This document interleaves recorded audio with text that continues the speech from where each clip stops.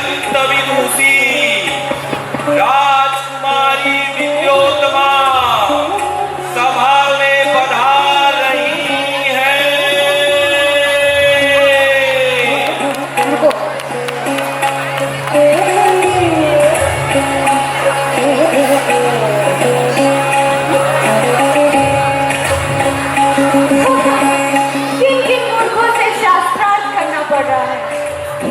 विद्योत्तमा, तुम्हारी प्रसन्नता का क्या कारण है? लगता है आज फिर से कोई सभा में तुमसे पराजित और अपमानित होकर गया है। तुम्हारे चेहरे की ये चमक और व्यंग्यात्मक मुस्कान कुछ ऐसा ही बताती है। कन्निका, चलो छोड़ो भी, क्या तुम भी हर वक्त मेरे चेहरे और मेरे ज्ञान की तारीफ करती हो? हाँ सखी, मैं सच कहती हूँ, मैंने देर रात से कोई विदुषी नहीं देखी। तुम्हें ही नहीं, मुझे भी तुम्हारी विद्वता पर गर्व है।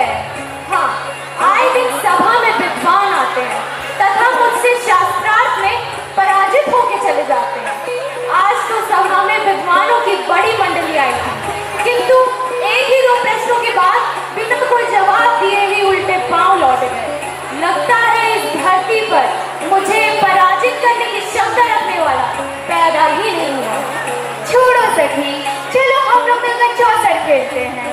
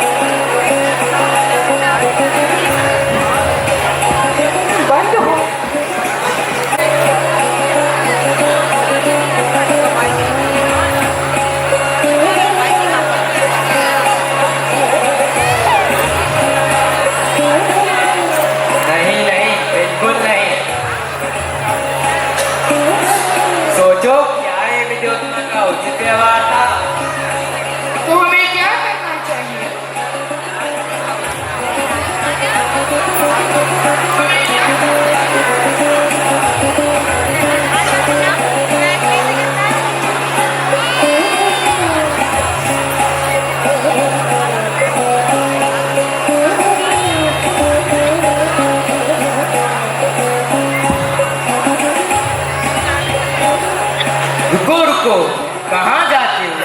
क्या तुम सभी ने विद्योत्तमा से अपना पराजय स्वीकार कर लिया है? नहीं, बिल्कुल नहीं। तो ठहरो। तो जो क्या ही विद्योत्तमा का व्यवहार था? नहीं नहीं, तो हमें क्या करना चाहिए? उन समस्त विद्वानों को इकट्ठा करो जिन सभी का अपमान इस सभा में विद्योत्तमा के द्वारा किया गया है। हाँ सही कहा मित्र, हम सब एकजुट होकर अपने अपमान का बदला लेंगे। हाँ मित्रों, मैंने समस्त विद्वानों को इकट्ठा किया है। वे सभी अपने अपमान का बदला लेने के लिए आतुर हैं। वे जल्द ही आते होंगे।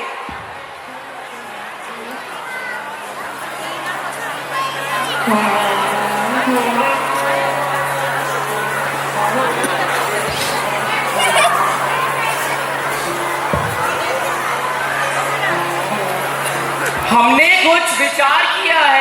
कैसा विचार? अपमान का बदला लेने का विचार। इस प्रकार से बदला लेने का विचार है। मेरा विचार ये है, हम सब एकजुट होकर एक ऐसे मूर्ख की तलाश करें तथा उसी से विद्योत्तमा का विवाह करा दिया जाए। हम सहमत हैं, हम सहमत हैं। तो चलो फिर किसी बेहतरीन मूर्ख को खोजा जाए। आखिर ये महामूर्ख मिलेगा कहाँ? खोजने पर तो ईश्वर भी मिल जाते हैं। ये महामूर्ख कौन सी बड़ी बात है। मुझे पूरा विश्वास है हम सब सफल होंगे। ठीक है, हम सब अलग अलग समूहों में बट करके महामूर्ख की तलाश करेंगे। परंतु विद्योत्तमा का विवाह उससे किस प्रकार से किया जाएगा? यह तुम मुझ पर छोड़ दो।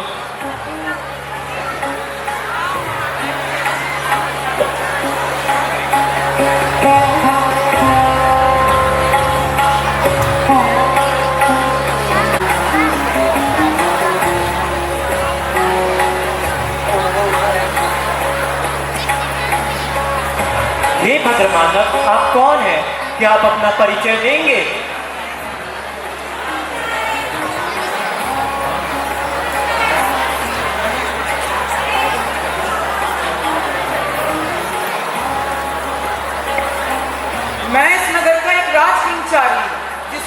कार्य इस नगर के व्यापार का लेखा जोखा रखना है। क्या इस नगर में कोई मूर्ख भी रहता है? नहीं, इस नगर में कोई मूर्ख नहीं रहता, और यदि रहता भी होगा तो मुझे इसके बारे में पता नहीं। मुझे तो यही मूर्ख लगता है। रुको, मैं पूछता हूँ, क्या आप ही मूर्ख हैं? अरे हे दुष्ट, इस वेशभूषा में मैं तुझे मूर्ख दिखाई पड़ता हूँ? मेरे अनुसार तुम दोनों ही मूर्ख हो। इससे पहले कि मैं तुम दोनों का सर फोड़ दूं, भाग जाओ।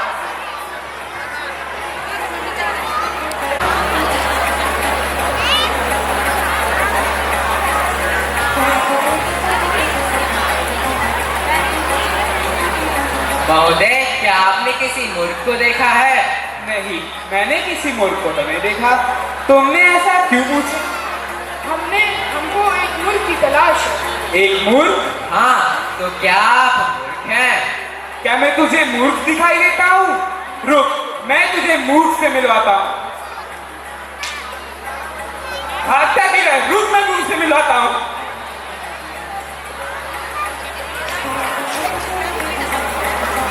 मूर्ख को खोजने गया था, परंतु अभी तक नहीं आए। सच में आज के समय में मूर्ख को खोजना बहुत कठिन कार्य है।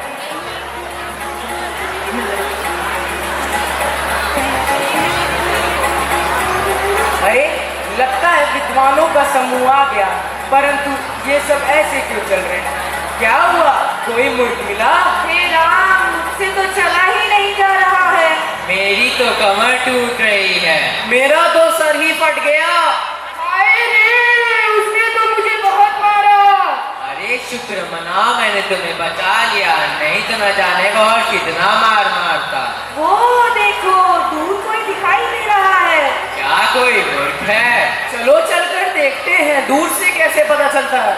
मैं तो नहीं जा रहा। उसने इतना दौड़ाया कि मानो अब जान ही नहीं बची। तुम सब चुप रहो, तुम लोगों से कार्य ढंग से नहीं होता है।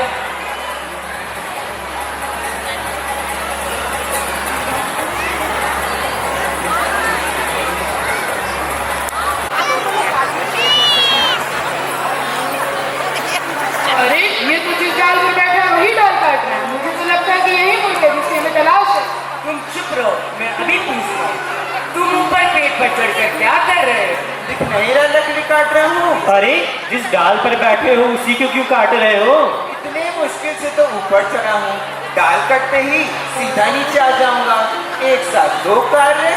नीचे उतरो, तुमसे कुछ बात करनी है। कौन सी बात? मैं काम करते समय कोई बात नहीं करता। नीचे तो उतरो। क्यों उतरूं? क्या ये तुम्हारा पेड़ है? उतरते हो कि नहीं? मैं नहीं उतरता, इतने मुश्किल से तो ऊपर चढ़ा हूँ, नीचे क्यों आऊं? क्या तुम्हारा विवाह हो चुका है? अरे पागल, मैं तुझे विवाहित दिखता हूँ? अभी मेरी उम्र ही क्या है? तो नीचे उतरो, मैं तुम्हारा विवाह करवाऊंगा। नहीं नहीं, मुझे मालूम है। तुम सब मुझे राजा के पास ले जाकर इस पेड़ की डाली काटने के जुर्म में कोड़े पड़वाओ। नहीं, हम सब ईश्वर की सौगंध खाकर कहते हैं कि हम तुम्हारा विवाह जरूर कराएंगे। अरे वाह, क्या सच में? अगर मुझे पता होता कि इस पेड़ की डाली काटने से मेरा विवाह हो गया रहता तो अब तक तो मैं पूरा पेड़ ही काट डालता। अब तक मेरे कई विवाह हो गए रहते और ढेर सारे नन्हे मुन्ने बच्चे होते। अरे, तुम नीचे उतरो तो सही, हम वास्तव में तुम्हारा विवाह कराएंगे।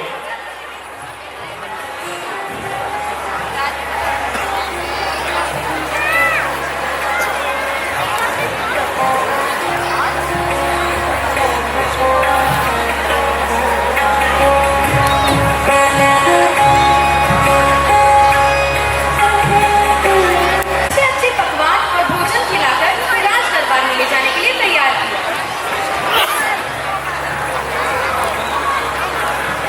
उन्होंने उस मूर्ख को विद्योत्मा की सभा में प्रस्तुत करके कहा कि यह परम ज्ञानी व्यक्ति हम सबके गुरु हैं। इन्होंने अपनी योग विद्या से खुद को सिद्ध कर लिया है। आज आपसे यह शास्त्र प्राप्त करेंगे।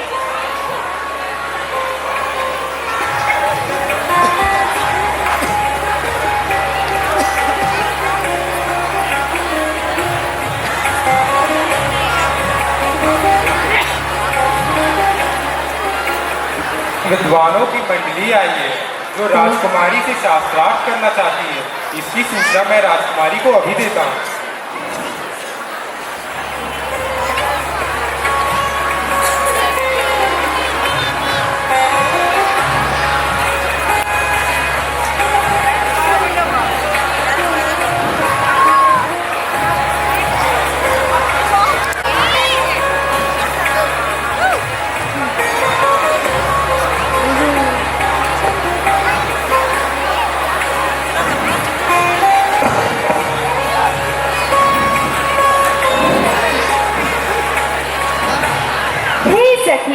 कितना दिन हो गया हम लोग ने चौसर नहीं खेला।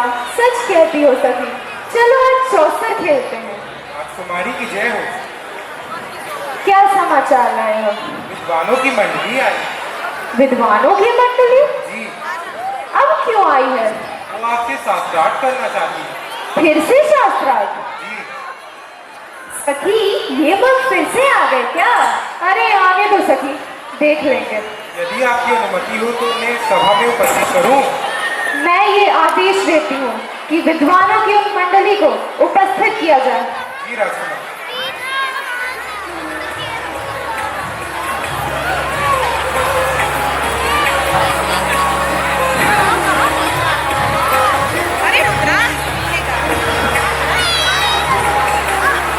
विद्वानों की मंडली सभा में पधार रही है।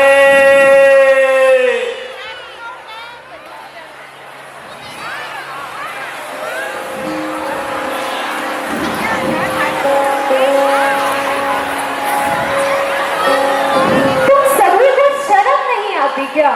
मैंने तुम सभी को शास्त्रार्थ में पराजित किया था, तुम सब फिर से चले आए?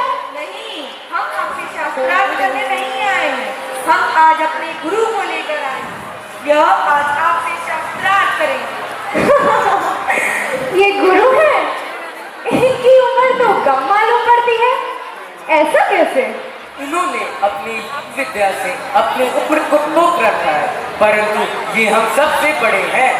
यह एक पक्ष अर्थात महीने के 15 दिन बोलते हैं और एक पक्ष मौन रहते हैं। यह इनके मौन का पक्ष है। यह आपके सभी जवाब सांकेतिक रूप में देंगे। अरे ये इन सब ने मुझे कहाँ फंसा दिया? मैं बिना बोले तो एक पल भी नहीं रह सकता। अरे तुम सब मूर्खों का गुरु भी महामूर्ख ही होगा। खैर, तुम सभी से शास्त्रार्थ करने के लिए किसी भाषा की क्या ही आवश्यकता। मैं शास्त्रार्थ के लिए तैयार हूँ। सखी, तनिक विचार तो कर लो, कहीं ये सारे विद्वान तुम्हारे साथ मिलके कोई धोखा ना कर रहे हो। सखी, धोखा देने के लिए भी बुद्धि की आवश्यकता होती है, जो मुझे तो नहीं लगता कि इन सभी मूर्खों के पास होगी। तुम शंकराचार्य जी को सूचित करो। हाँ सखी, शास्त्रार्थ के लिए तैयार हूँ। हाँ सखी, मैं अभी जाती हूँ।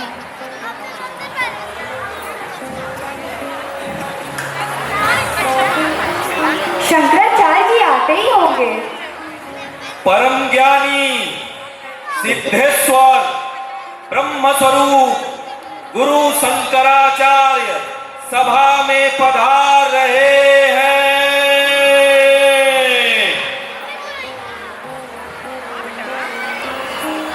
ब्रह्मस्वरूप गुरु शंकराचार्य जी को सादर प्रणाम। कल्याण हो।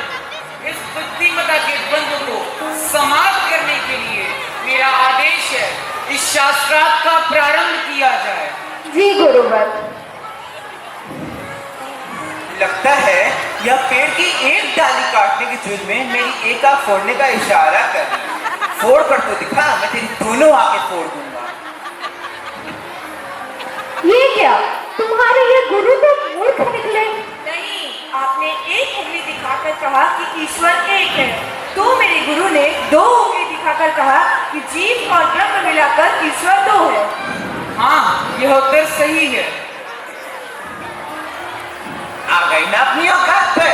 पहले कह रही थी ये मेरी एक आंख फोड़ेगी, जब इसे मालूम पड़ा कि मैं इसकी दोनों आंखें फोड़ दूंगा, तब ये थप्पड़ मारने का इशारा कर रही। मार कर तो दिखा, मैं तुझे दूसरा मारूंगा।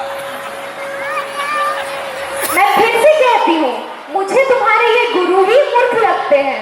नहीं नहीं नहीं, आपने 5 उंगलियां दिखाएं जो कि 5 तत्वों का प्रतीक है। तो मेरे गुरु का कहना है कि हर जीव की रचना इन 5 तत्वों से मिलकर होती है, इसलिए उन्होंने मुट्ठी दिखाई। मैं प्रसन्न हुआ, यह उत्तर भी सही है। इस शास्त्रार्थ के अवलोकनों पर यह सभा इस निर्णय पर पहुंची है कि विद्वानों की मंडली में उपस्थित यह गुरु ही इस शास्त्रार्थ के असली विजेता हैं। अतः मैं इन विद्वानों के गुरु को इस शास्त्रार्थ का विजेता घोषित करता हूँ। गुरु शंकराचार्य की जय हो, गुरु शंकराचार्य की जय हो, गुरु शंकराचार्य की जय हो।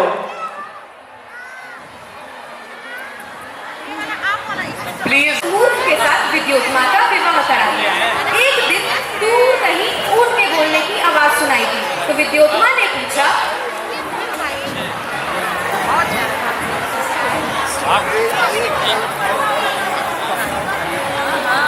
इसका एक पग पूरा हो चुका है, देखती हूँ ये बोलता है भी कि नहीं। हे स्वामी, ये क्या बोल रहा है? ये क्या? ये तो मूर्ख निकला, इसको तो बोलने का भी ढंग नहीं है। उन विद्वानों ने मिलकर मुझे धोखा